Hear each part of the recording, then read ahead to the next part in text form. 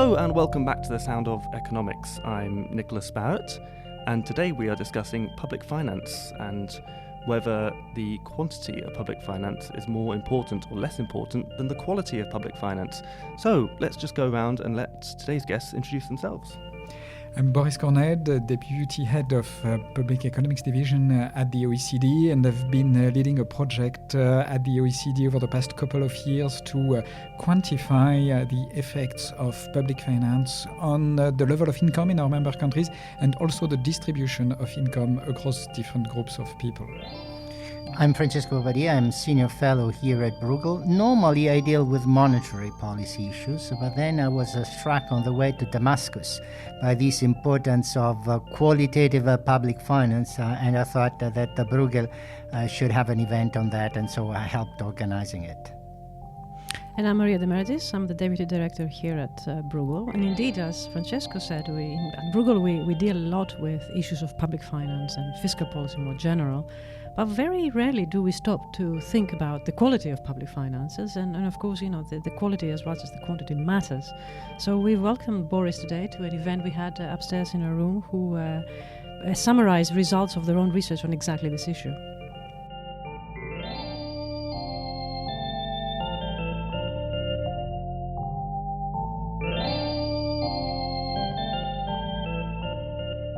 So Maria, I'll start with you.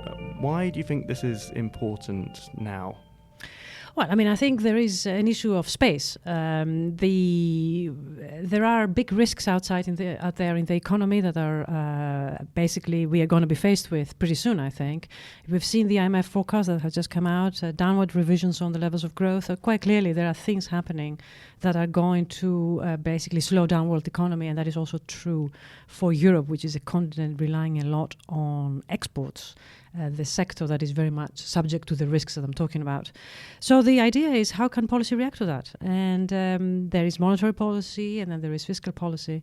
Monetary policy has been extended over the past years, certainly since the start of the crisis, and there is a good arguments to stop using monetary policy, or at least using it very decisively. And the issue now is, what else can we do? And fiscal policy comes to mind. Fiscal policy needs to jump in and help deal with the risks as they materialize. On the fiscal side, there isn't agreement how to do it. And there is also debatable whether there is space. And that, of course, the answer to the question differs from country to country. And once you start talking to the limits of fiscal policy, then the other obvious thing is can we perhaps spend the same amount of money, but spend it better? And this is where the quality of public finance comes in. And Boris, how would you say attitudes among policymakers have changed with regards to public spending over the last 10 years? Well, I think there's been a growing recognition of the importance of the quality of public finance as policymakers have realized that the trends in public finance over the past 20 years have been very passive. The first decade of the 21st century, you've had an increase in health spending across OECD countries, which is largely the result of aging, also the result of technological advances, but which was not the result of a pre-made decision to allocate more spending to this area. And the past decade, there's been the same happening with pensions, this time really as a result of the demographic change of the population. And so this has translated into a bigger size of the government. And so people have started to realize, governments, they are 40 to 50% of overall economic activity. So the quality of what is happening in the services government is providing is really important, critical to overall economic performance. Whereas at the same time, there has also been the identification of problems on the tax side, that the way in which the revenue needed to finance all these programs is taken away from the economy will have a lot of implications.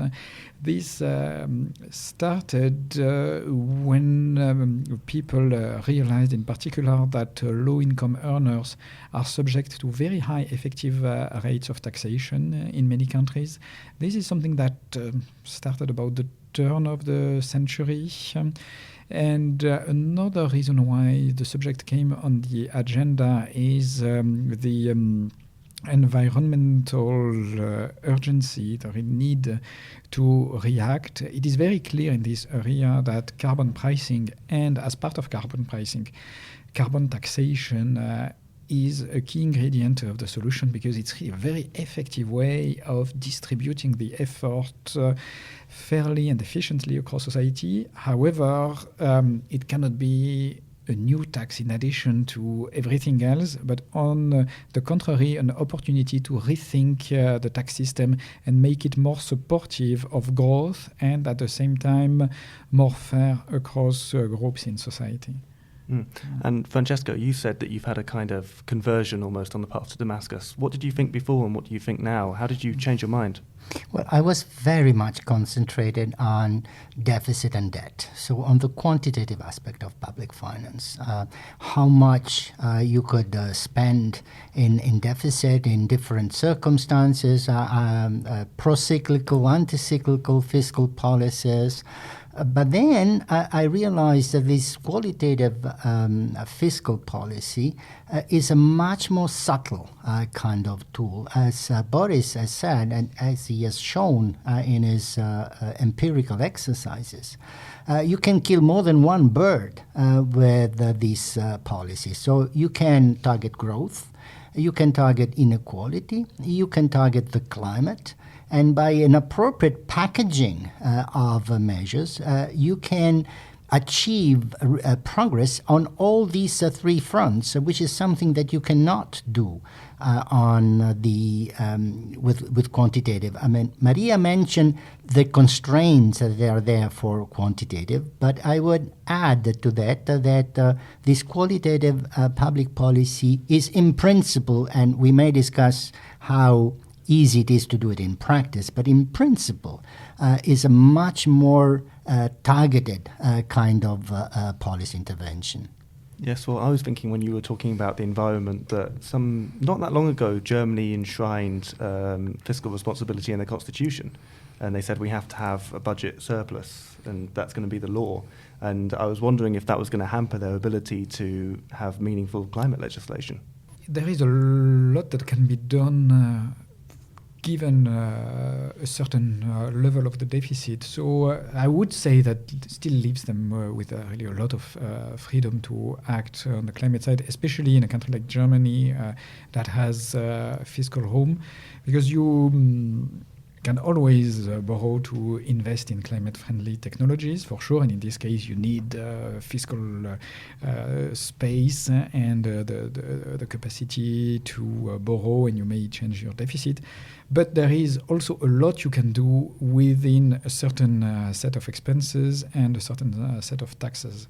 And especially starting with taxes, where what you can do is increase taxation across the board for all sources of emission. And there is really a lot that can be done, because when we talk about carbon taxation, people think about fuel taxes very often. However, this is one of the sources that is already super highly taxed. And I mean, we're very close to very good externality pricing for these taxes. But there are plenty of other areas, plenty of other sources of emission where taxation is very low. So here you have ways to generate a lot of emission reductions by applying proper carbon prices to all these sources of emission and using the money generated by that to reduce taxes that create problems in your economy, starting with the effective taxes that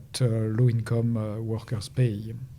Francesco, you wanted to say something? Well, yes. That at the meeting that we had, it also came up that you can do quite something by reducing subsidies that favor the brown economy. So there is an issue of taxing, but there is also an issue of reducing subsidies to use your car or to heat your apartment in an appropriate way, and there is quite a lot of room there to improve on the greenness of public finance.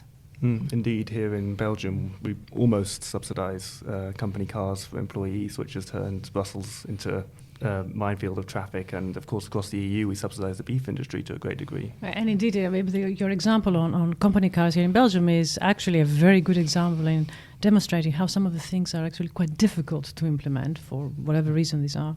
But that doesn't mean that the discussion of improving the quality of finances is not a worthy one. I think this is a worthy one. How can we get more for the €1 we put in will always be a good discussion to have, and certainly for an environment in which we will be asked to spend more. Countries will be asked to spend more, and at a level of very high debts, which means that the space they have to spend more is also more limited. And are we discussing the ambition of public finance as well as the quality of public finance? Because I was thinking during the talk about Mariana Mazzucato and the value of everything, where she basically argues that governments should make an effort to stimulate growth instead of merely creating policies that facilitate it, like tinkering with subsidies and so on. Well, that is actually almost an ideological discussion. So the role of fiscal policy and the role of governments in that context you just described is really an ideology discussion, and there's big divisions in Europe as to what that role ought to be. I think that, and Francesco made this point during the presentation quite forcefully, and I quite agree with him, is we should keep the two separate. There is one, the role for fiscal policy is whatever we think it is, and we agree to a certain extent, and we have designed rules according to what we could agree. But the quality of finance should really be obvious in the sense that if there are ways we can identify improving the quality of public finances, we should do that. And that would be what Boris named the win-win situation. Yeah, that I would be in favor of keeping these discussions separately, primarily because of the ideology that drives the first one. Even taking aside the question about what should be the intervention of government, if we look especially on the tax side, given a certain size of government, then it's really a technical discussion. There is no ideology. And there is really a lot that can be done, because we really have a lot of taxes that are legacies from the past that in some ways should become obsolete with digital technology that allows much more efficient ways of taxing, more efficient in the sense that they reduce the burden on the economy and make sure that we tax activities where we want to tax them and in ways that are consistent with our taxation objectives rather than the feasibility constraints of the past. Well, I think that at the meeting, Boris made a very interesting comparison between what happened in British Columbia, which is a province of Canada, and what happened in France. On the face of it, and Boris can be much more specific than me, what happened in the two countries, let's call them that way, was similar.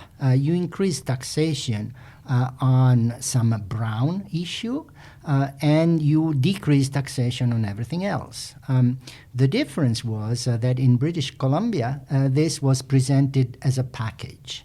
So people saw immediately, okay, we are paying more for our energy, but we are getting relief on these other issues. And then I think that Boris, but again, he may further comment on that. In France, the increase in taxation for climate was specific to one issue, which is fuel for cars. In Canada, it was extended to all sources of carbon. So it was much broader, and therefore it was less punishing of one particular sector. So I think what this shows in general terms is that the way to formulate these packages of qualitative changes in expenses and taxes is a difficult issue, but is an issue that is promising. I mean, you can do quite a lot also in terms of acceptance by properly designing these packages of measures. Thank you very much, Francesco. have nothing to add to the very clear description, except the optimism that this example from Canada gives, especially the fact it was phased in over years, so which was a risky choice politically, because it really gave opportunities at multiple points in time to stop or reverse it, and that didn't happen because it was really well designed at the beginning, not only well designed but also well communicated to the public as a package, and so that generated the acceptance needed to get it through, even if it was difficult and remains so. At the end of the program, there was a discussion about having another one to increase the carbon taxation further with the same kind of redistribution. And the decision that was taken was, well, what we've done is good, but let's pause for the moment. So it's really something that has to be kept in the works and continued. But we need more examples of this kind, and the environmental urgency will for sure make us design more changes of this nature. And of course, trust in the political class is very low at the moment, and trust in economic projections isn't that much higher in a lot of democracies. So the importance of finding a good case to sell to the public is, it's more urgent than ever, wouldn't you say, Maria?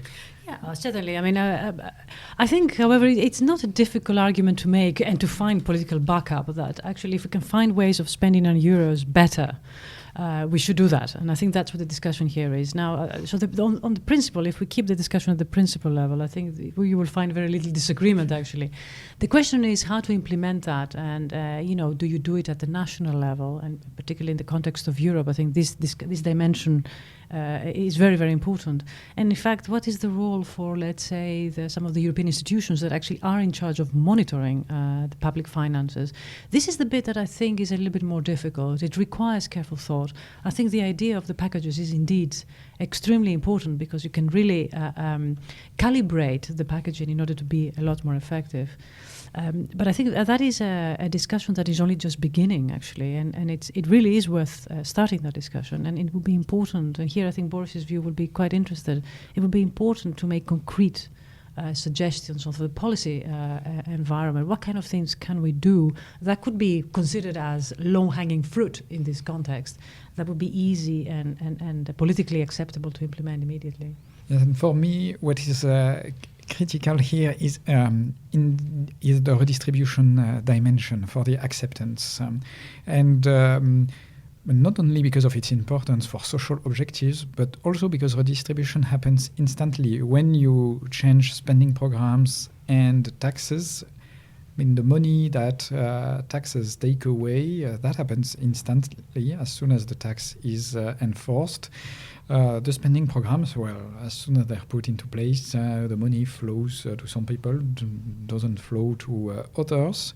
Whereas the effects on output, they really take time to materialize. That is something that we could measure with the empirical approach we made. And for spending programs, it takes decades, really, before you get a sizable share of the outcomes. On the tax side, it's a bit faster to have effects on output, but it still takes at least 5 years, and you even need to wait 10 years before you have only half the effect.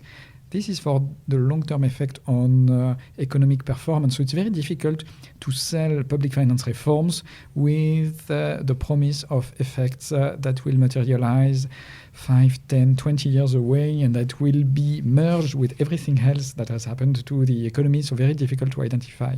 By contrast, the distributional effects, they happen the year you implement the program. So this is why it is important to take a lot of attention to them and to design the packages so that you don't have concentrated costs on certain groups of society, especially if these are vulnerable groups of society. But politicians will always have biases when they're choosing where to spend money. They're rewarding or incentivizing different constituencies. It's always going to be hard to have a kind of completely pragmatic approach to public spending. Has anyone ever managed that? in history? There's a silence around the table. We've got dead air. Let me just notice maybe something important for our listeners, and that is that this issue of inequality has come up as being a critical issue in the management of our economies. And I don't think that this was the case 5 years ago. And here at Bruegel, I mean, we tended to be those people that only looked at the performance of the economy. How much the economy is growing? What is the growth rate? What is unemployment? With little attention to inequality issues. Here now, this has become a very important topic together with climate. Therefore, the importance of qualitative that can look at these 3 components, growth, inequality, and climate, without necessarily, in some cases, yes, but without necessarily having trade-off between them. I think that this is a general change that has taken place more than is taking place, that deserves attention from the general public. From this point of view, my impression is that there is an overemphasis on quantitative fiscal policies and too little attention on qualitative. And I mean, this podcast is a way, too modest maybe, to increase attention on this kind of topic. Yeah, I think that's absolutely right, actually. The issue of the distribution elements of any policies is now top priority of the agenda. And it's not just us that missed, if you like, this opportunity. It was actually the profession that actually only cared about outcomes without the distributional effects. This has changed now, and it was primarily motivated with the trade and the globalization issue. Why was it like that? Well, I think there was an implicit hope that at this point I can only call it a hope that when we get more, when we produce more, everybody gets more. It was never questioned, the idea that by producing more, not everybody benefits. But actually, the numbers are very different. We see it now that the distributional elements of producing more are not exactly what we had hoped they would be. So the emphasis is changing. And you see it in societies, you see it also in political outcomes, the distribution elements, the 1% movement. All of these things are a manifestation of the fact that policies should not just pay attention to means, to averages, but also to deviations from means. And that's very important. So there was this popular belief in economics that, to use the cliche, a rising tide would lift all boats. Indeed. Was there a moment in time where people just stopped believing in that, or at least the consensus faded away? Well, I don't know whether there is a particular timing that one can point out, but certainly once the discussion of globalization took effect, and actually the issue of the winners and losers of globalization is something that has been with us for a long time, there you immediately started seeing that the issues of distributions became important. I think the financial crisis really exacerbated that discussion, so maybe you can time it there. And after the financial crisis, now that we are post-crisis, these issues are now basically top of the agenda.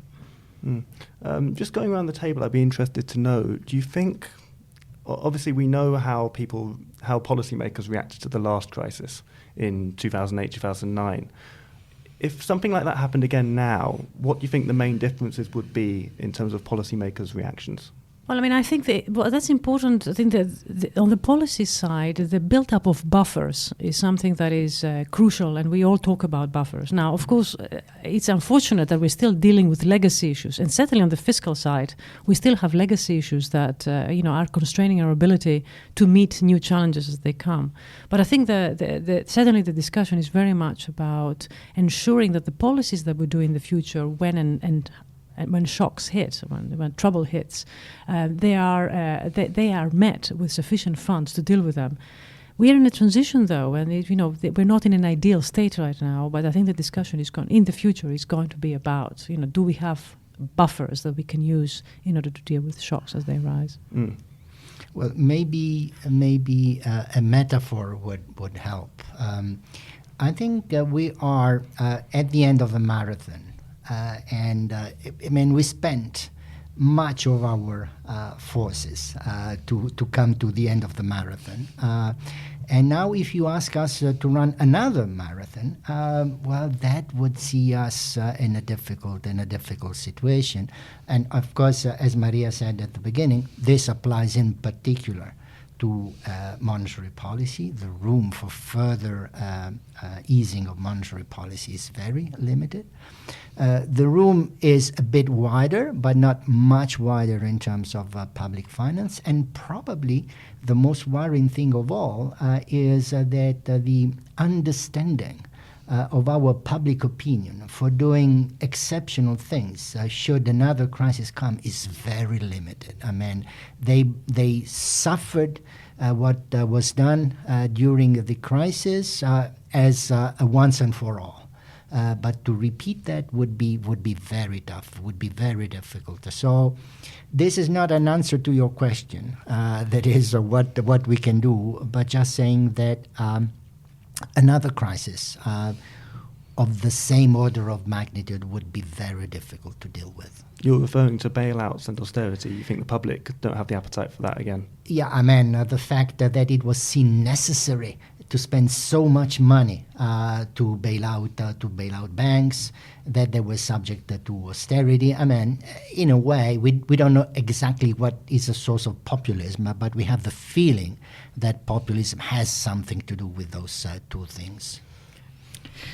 Yeah, I really like very much the notion of buffers that Maria developed, and the example of the marathon that Francesco used. I mean, in the initial runner of the marathon, when he arrived at his destination, he collapsed dead. So this is a bit, I mean, this is more than the state of our economies, thankfully, but it reminds us that indeed we have to rebuild these buffers as quickly as we can to be ready for the next crisis. And so that is that has a meaning on the fiscal side, but also on the financial stability side, as Francesco was mentioning, that we really need to make sure that this agenda we have to so that banks are properly capitalized to absorb shocks, and that when shocks arrive, even when they have problems, the needs for support are much lower than they were at the time of the crisis. This is really extremely important, and not only from an economic perspective, but even from the point of view of acceptability of social cohesion, that we don't want to strain acceptance, as Francesco was mentioning, further than was done with the last crisis. And it's really essential for that we do all we can, and that includes the quality of public finance, but that goes well beyond that, to improve the trend growth path of our economies, because it's the only way in which we can generate the capacity that is needed to build these kind of surpluses. I mean, it's all well and good to have all these great stability mechanisms and insurance policies against crises, but ultimately, the challenge of economics in the next decade will be to create growth in left-behind communities. Yes, amongst other things, but I think that issue of distribution is really the way to approach it. So make sure that you don't have components of your society that are left behind, and I think that is indeed what I think we all agree here. And distribution policies need to be at the key of any decision, and I think public finance is a very interesting way of doing that without substantial costs. And while we discuss these solutions, there'll be lots of kind of alternative ideas that will chip away or seek to chip away at the kind of integrity of the economic profession. Do you think the economic profession, the reputation of the economic profession, can survive another crisis? I think it will have to, actually. I mean, no, we are not at the same point now we were 10 years ago. We've made huge progresses on financial stability, even on fiscal and monetary policy. Given the shocks that we had, that we saw, I think we are much further away on an institutional setup. The system is more robust now. There's no doubt about that. There is a lot to be done, run down on the legacy issues, and improve and strengthen the robustness of the system. But I think we have made a lot of progress since then. And we also have a much better understanding of the distributional consequences of policies because of the greater interest for them, and also because we are much better at measuring these consequences thanks to big data and more generally the improved statistics about who does what in the economy. It's really been at a technical level in the economic profession a huge source of advances over the past decades, and it's just the beginning. And on that note, I think I should thank all our guests for joining me. It's been a really interesting discussion. You can read more about it at bruegel.org. If you have any questions for our economists, you can tweet at me at nbarrett100 or send an email to nicholas.barrett@bruegel.org, and I'll see if anybody here wants to answer them. And yes, thank you very much. You could have been listening to music, you could have been listening to audiobooks, you could have been listening to birds singing or the voices of your friends and family, but you listen to economists talking, and we appreciate your effort. Thank you very much.